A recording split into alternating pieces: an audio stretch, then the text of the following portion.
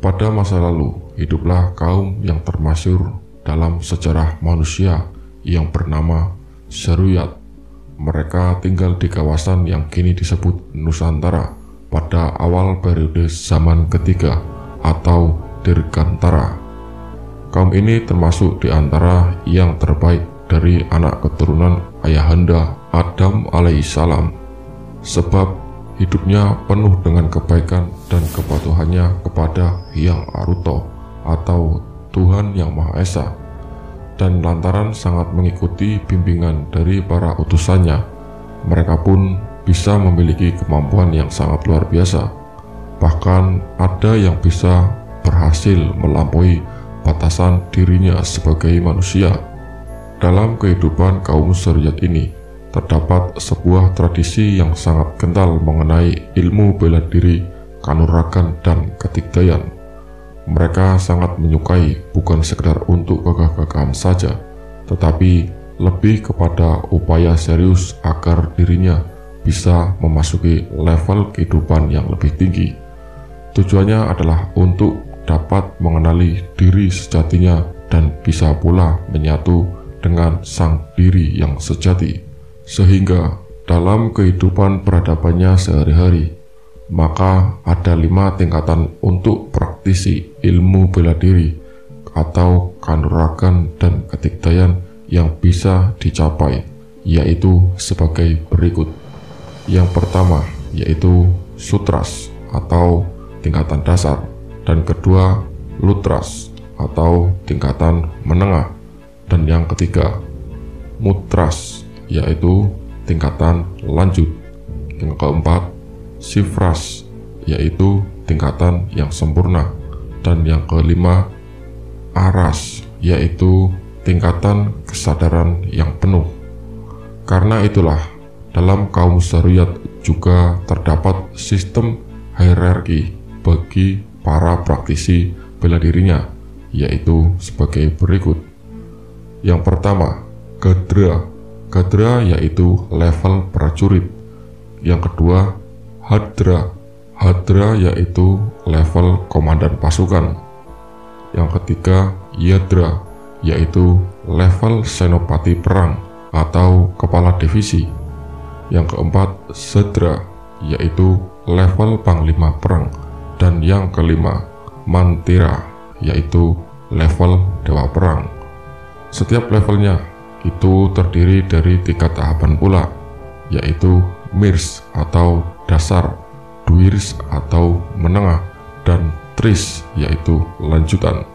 Dan umumnya mereka yang berada di level Gadra ataupun prajurit telah mampu menggunakan berbagai jurus dan senjata perang serta tenaga dalam tingkat tinggi dan mendalami minimal 1 elemen alam. Mereka cukup mahir dalam urusan ini dan punya banyak kesempatan untuk naik ke level berikutnya. Di level Hadra atau komandan pasukan, mereka sangat mahir dalam menggunakan berbagai jurus dan sejenis senjata. Bahkan telah menguasai beberapa ilmu ketigdayan dan bisa mengendalikan 2-3 elemen alam.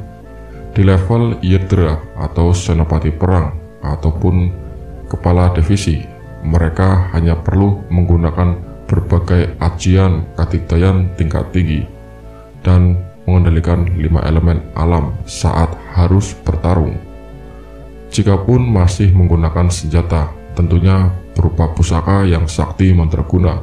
Di level Sadra atau panglima perang, seseorang tidak hanya menggunakan berbagai ajian ketigdayan tingkat tinggi, benda pusaka, dan bisa mengendalikan 5 elemen saja, tetapi sudah mengendalikan semua unsur dan elemen alam, termasuk jin, hewan, dan tumbuhan gaib dengan mudah ketika harus bertarung. Begitupun dengan keadaan lahir dan batinnya yang sudah berada di tingkatan sifras, yaitu yang sempurna, dan bisa mengeluarkan kemampuan yang menakjubkan. Sementara itu, khususnya yang berada di level mantira atau dewa perang, maka seseorang tidak hanya bisa mengendalikan semua unsur elemen alam, termasuk jin, hewan, dan tumbuhan gaib, manusia, dan cahaya, tetapi juga mampu menciptakan dan menghancurkan apapun dalam batasan tertentu yang mereka inginkan. Tentunya orang yang berada di level ini sudah melalui keempat level sebelumnya, dan ia pun dapat mengalahkan siapapun yang berada di keempat level di bawahnya itu dengan mudah. Lahir dan batinnya pun sudah berada di level aras atau kesadaran yang penuh, sehingga bisa bergerak secepat kilat, tak terlihat atau menjadi bentuk apapun yang ia mau, dan ia pun sudah setara dengan para dewa dan dewi di kayangan. Lalu sebenarnya masih ada satu lagi tingkatan yang berada di atas gelar Mantira atau dewa perang itu, dan siapapun yang bisa mencapainya telah benar-benar terbebaskan dari apapun di dunia ini, termasuk bangsa, negara, ras, makhluk, dan segala bentuk keduniawian. Disebut dengan gelar Alvantara karena kekuatan dan kemampuannya sudah tak masuk akal. Di level inilah seorang manusia akhirnya benar-benar telah melampaui batasan dirinya sebagai manusia, sehingga ia pun bisa menghancurkan satu benua atau bahkan planet hanya dengan satu gerakan tangan saja. Mengapa bisa begitu? Sebab ia sudah berada di level esar atau ketrendensian yang sesungguhnya. Wujudnya pun tidak lagi berupa materi, namun dalam bentuk entitas supranatural yang tak terbatas, meskipun tetap bisa kembali dalam bentuk materi.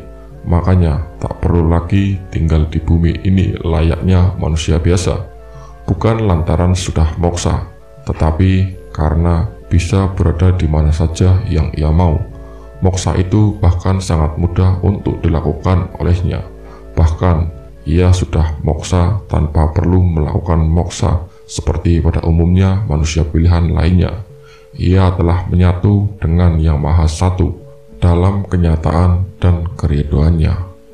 Namun, pertanyaannya adalah, ketika seseorang mendapatkan kekuatan yang hebat, maka kegunaan atau penyalahgunaan dari kekuatan ini menjadi segalanya. Akankah digunakan untuk kebaikan atau hal yang merusak, atau justru hanya untuk masalah pribadi? Itu yang tetap menjadi dilema bagi siapapun yang belum terbebaskan dalam kesadaran penuh. Membangkitkan potensi diri dengan cakra dan kundalini dalam upaya untuk meningkatkan kemampuan dirinya, maka selain berguru kepada Nabi Syish alaihi salam, kaum Surayat juga mendapat bimbingan langsung dari Begawan Petrayana. Beliau hidup sejak awal zaman periode kedua atau Purwanagara dan berasal dari negeri Sulikah yang sekarang ini juga berada di kawasan Nusantara. Kepada kaum Suryat, sang Begawan mengajarkan tentang cara khusus untuk mengolah cakra dan kundalini agar bisa memurnikan energinya.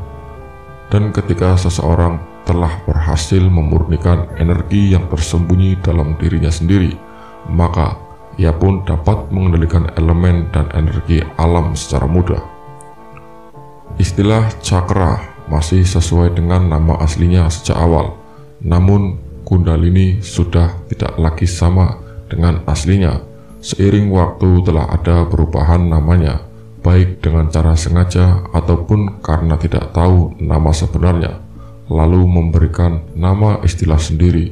Dan maaf, tidak bisa kami jelaskan nama aslinya di sini. Menurut Begawan Petrayana, cakra itu berarti pecahan energi ilahi yang ada di dalam diri setiap manusia, terdiri dari 9 buah cahaya, dan posisi masing-masingnya ada pada titik vital dalam tubuh manusia, di mana energi tersebut pun saling terintegrasi dan harus dibangkitkan dari bawah ke atas. Sehingga pemahaman ini menjadi sedikit berbeda dengan apa yang ada sekarang, yang menganggap bahwa cakra itu dalam tubuh manusia itu hanya ada 7 buah. Dan sebenarnya keterangan yang ada banyak sekarang ini pun tidak salah, cuma kurang lengkap. karena itu hanyalah bagian dari tahap yang ketiganya saja. Artinya, cakra itu sesungguhnya ada 7 tahapan.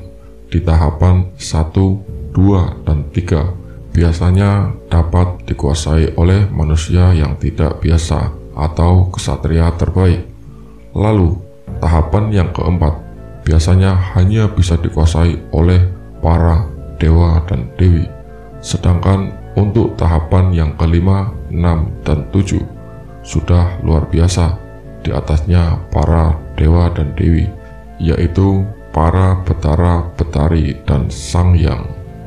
Jadi, yang kebanyakan bisa dikuasai oleh manusia sejak dulu hanya sampai tahapan yang ketiga saja, dan itu pun yang maksimal bisa dicapai oleh para ksatria terbaik pada zaman ketujuh ini atau Rupantara. Dan biasanya hanya ada 7 cakra yang diaktifkan pada ketiga lapisan atau tahapan itu. Padahal sebenarnya cakra sendiri ada 9 buah dan bisa diaktifkan di setiap tahapannya.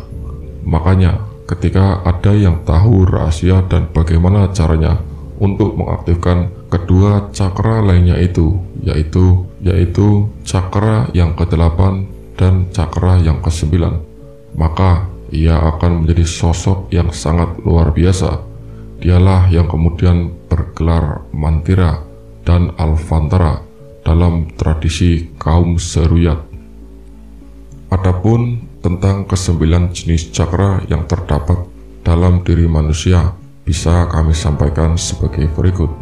Pertama, energi kehidupan. Kedua, pengendalian. Ketiga, penguatan. Keempat, pencahayaan. Kelima, pemusnahan. Keenam, penciptaan. Ketujuh, pengetahuan. Kedelapan, pencapaian. Dan yang ke-9, keheningan. Maaf, kami tidak bisa menyebutkan dalam bahasa aslinya. Sedangkan tentang yang ke-7 tahapan dalam cakra, bisa pula kami sebutkan diantaranya sebagai berikut. Yang pertama, kesucian. Kedua, keagungan. Ketiga, kemuliaan. Keempat, ketiadaan. Kelima, kesatuan. Keenam, keheningan. Dan yang ke-7, kesempurnaan. Dan maaf juga tidak bisa kami sebutkan nama dari bahasa aslinya. Setiap masing-masing tahapan itu terdiri dari 5 lapisan. Lalu di setiap lapisannya ada 5 pula lapisan lagi. Semuanya harus mampu dikuasai oleh seseorang agar bisa dikatakan telah benar-benar sukses dalam mengolah dan menguasai cakra tersebut. Selain itu, tentulah ada mantra ataupun kata kunci rahasia yang harus digunakan untuk bisa mengaktifkan setiap cakra dan tahapan yang ada. Namun, sekali lagi tak bisa kami jelaskan di sini. Lalu mengenai Kundalini, maka menurut Begawan Petrayana, semuanya berkaitan dengan cakra. Setelah membangkitkan atau mengaktifkan cakra, maka tahap selanjutnya adalah mengolah cakra. Kuncinya di pernapasan dan aliran cakra yang tepat, sehingga elemennya pun terdiri dari 9 jenis pula, yaitu sebagai berikut: tanah, api, logam, air, udara, angin, jin, hewan dan tumbuhan gaib, manusia, cahaya, dan maaf kami pula tidak bisa menyebutkan nama dari bahasa aslinya. Untuk kaum Suryat, maka yang berada di level Gadra atau level prajurit adalah yang benar-benar telah menguasai cakra atau energi kehidupan, sehingga ia bisa mengendalikan elemen tanah. Di level Hadra atau level komandan pasukan adalah level yang menguasai cakra pengendalian, sehingga ia bisa mengendalikan elemen tanah, api, dan logam.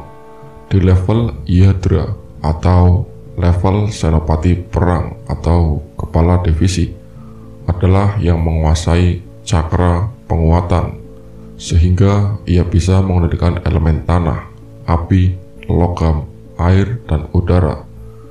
Dan di level Sadra atau level panglima perang adalah yang bisa menguasai cakra pencahayaan, sehingga ia bisa mengendalikan elemen tanah, api, udara, logam, angin, jin, hewan, dan tumbuhan gaib. Di level mantira atau level dewa perang adalah yang menguasai cakra pemusnahan dan penciptaan, sehingga ia mengendalikan semua elemen termasuk jin, hewan, tumbuhan, gaib, manusia, dan cahaya. Sedangkan yang bisa sampai ke level alfantara adalah yang telah menguasai semua cakra, khususnya cakra pengetahuan, pencapaian, dan keheningan, sehingga apapun yang ia inginkan bisa saja terjadi, sebab kemauannya telah melebihi batasan manusia, bahkan makhluk sakti lainnya. Tetapi dari zaman ke zaman, umumnya para kesatria terbaik manusia itu hanya mampu menguasai ketiga cakranya saja, yaitu energi kehidupan, pengendalian, dan penguatan. Sangat jarang yang bisa melebihi itu.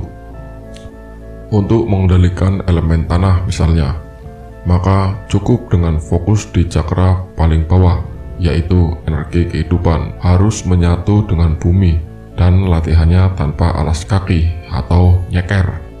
Jadi lebih banyak pada gerakan kaki dalam setiap jurusnya, lalu diikuti dengan gerakan tangan dan seluruh bagian tubuh. Setelah menguasai elemen tanah, maka tahap selanjutnya adalah menggabungkan antara energi kehidupan dengan energi pengendalian untuk bisa membangkitkan energi api dari dalam diri, sehingga bisa mengendalikan elemen api yang terdapat di alam. Begitulah seterusnya, satu persatu harus terlatih dengan sabar dan tekun, tentunya dengan cara dan teknik yang benar. Setiap orang harus hafal nama-nama istilah dalam cakra dan kundalini sesuai bahasa aslinya, bukan terjemahan yang kami sampaikan dalam video ini, bukan pula yang tersebar umum sekarang, karena memang bukan itu. Hal ini juga merupakan syarat penting untuk bisa menguasai keduanya. Oleh sebab itu, perlu adanya usaha dalam memurnikan energi-energi yang ada dalam diri sendiri, lalu dikumpulkan dan disatukan. Setelah masing-masing posisi berhasil disatukan dan dimurnikan, barulah melakukan pemurnian terakhir, di mana semua energi itu harus menuju ke titik atau posisi cahaya. Dan perlu diketahui bahwa sesungguhnya ketika berhasil menuju cahaya itu, atau dalam artian telah mendapatkan cahaya sejati, maka itu barulah lapisan yang pertama saja, karena sesungguhnya ada 4 lapisan cahaya sejati lain yang lebih tinggi dan tak mungkin semua orang bisa mencapainya. Sangat sulit, karena bahkan setiap lapisan cahaya itu terdiri dari 5 lapisannya pula. Artinya ada 5 kali 5 sama dengan 25 lapisan cahaya yang harus dicapai. Jika belum sukses melampaui kelima lapisan cahaya sebuah lapisan cahaya itu, maka otomatis tak akan bisa mencapai lapisan cahaya yang sejati berikutnya, yang kesemuanya itu berjumlah 4 lapisan lagi. Sesuai penjelasan yang sudah saya sampaikan, maka ketika seseorang berhasil sampai di lapisan cahaya sejati yang pertama, maka ia sudah bisa dengan mudah mengendalikan semua elemen alam, termasuk tanah, logam, air, udara, angin, api, petir, ether, dan lain-lain. Bahkan ia sudah pantas disetarakan dengan dewa-dewi di kayangan. Bayangkan jika seseorang mampu sampai ke lapisan cahaya sejati lainnya yang lebih tinggi sifatnya. Itulah kekuatan dan kemampuan diri manusia yang sesungguhnya. Dan karena itulah Sang Hyang Wisnu pun sempat menjelaskan bahwa antara cakra dan kundalini itu adalah sejalan. Kuasai dulu cakra, barulah kundalini, dan jika telah berhasil menguasai keduanya, maka akan bisa naik ke tahap memurnikan energi. Adapun caranya harus dengan bersemedi dan fokus terus ke titik energi yang ada, misalnya energi tanah. Jika lelakunya benar, maka di depan tubuh akan muncul serpihan energi putih yang itu harus disatukan, seolah-olah dari tubuh ada tangan gaib yang keluar mengambil energi tersebut untuk disatukan. Bentuknya lingkaran yang ada lingkaran kecil di tengahnya. Bisa dibilang lingkaran kecil yang berada di tengahnya itu untuk meletakkan energi tersebut ke posisi ataupun titik pusat kemurnian energi dari tanah. Sehingga jika digambarkan, maka ada 3 bagian lingkaran, yaitu luar, dalam, dan yang kecil. Energi yang keluar dari area titik energi tanah yang belum dimurnikan itu lalu dikumpulkan dalam bentuk lingkaran. Setelah terkumpul semuanya, barulah dapat disatukan lalu dimurnikan. Jadi seperti model piringan CD atau compact disc yang sudah ada lubang pada bagian tengahnya. Nah, piringan itulah yang dipakai untuk menampung energi yang terpisah-pisah dari area titik energi tanah, di mana yang lingkaran tengah kecilnya itu pun untuk posisi titik pusat energi tanah, semacam CD yang dipasang pada poros dan terus berputar perlahan.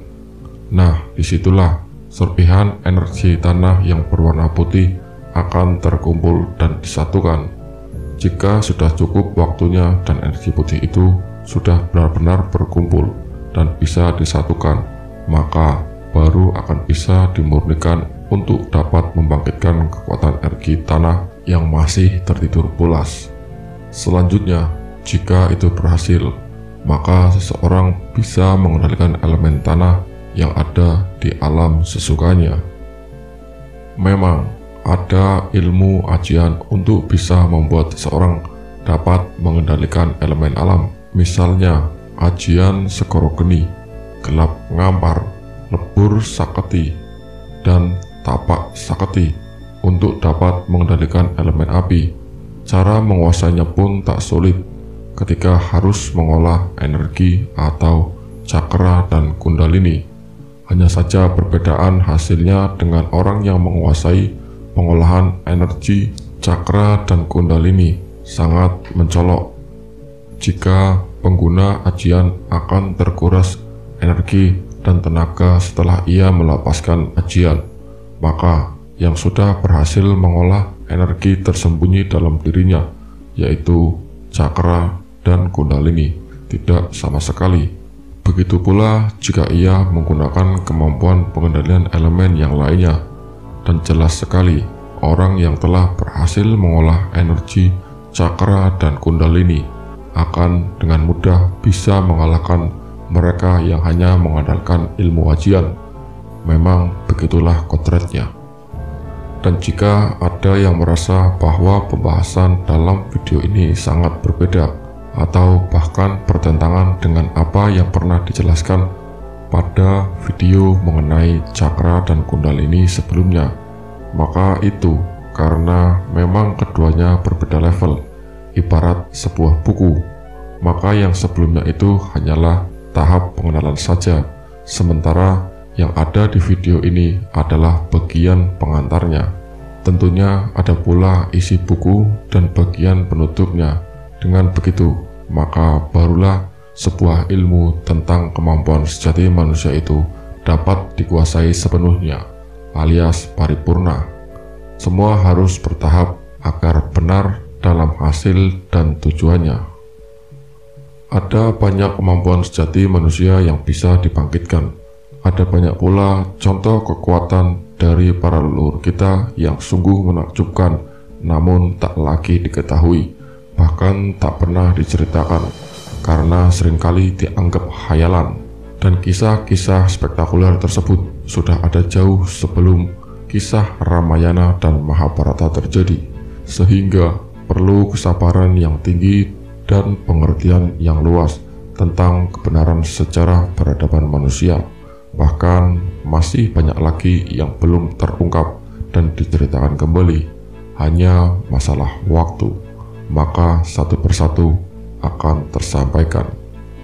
Untuk itu, sadarilah bahwa tak ada yang mungkin jika kita tahu caranya dan menyadari setiap kemampuan tersembunyi dalam diri kita sendiri. Hanya saja itu takkan semudah yang dibayangkan. Bahkan pada masa silam perlu waktu selama 77 sampai 777 tahun untuk bisa menguasai cakra tersebut, dan 30 sampai 80 tahun untuk bisa menguasai kundalini. Bagaimana bisa? Maklumlah, para leluhur kita dulu bisa diberikan umur yang sangat panjang dan sifat mereka yang sangat gigih dalam berlatih. Berbeda sekali dengan kita sekarang yang hidup di periode zaman ketujuh ini, yang bahkan selalu berpikir untuk mendapatkan sesuatu dengan cara yang paling instan. Sungguh aneh dan lucu. Lantas, bagaimana dengan kita sekarang? Apakah mungkin dapat menguasai teknik pemurnian energi, cakra, dan kundalini juga? Maka atas izin Yang Aruto atau Tuhan Yang Maha Esa, tentulah bisa, namun dengan cara dan aturan yang sedikit berbeda, lebih sederhana. Dan tentang masalah waktu, jelas tak mungkin lagi sama dengan yang terdahulu, karena kita sekarang berumur singkat dan banyak malasnya. Dia yang maha mengetahui setiap kebutuhan dan kemampuan dari makhluknya, sedangkan waktulah yang ditugaskan untuk membuktikan kebenaran ini. Dan beruntunglah bagi siapapun yang nantinya berkesempatan untuk bisa mempelajarinya. Demikian video ini berakhir.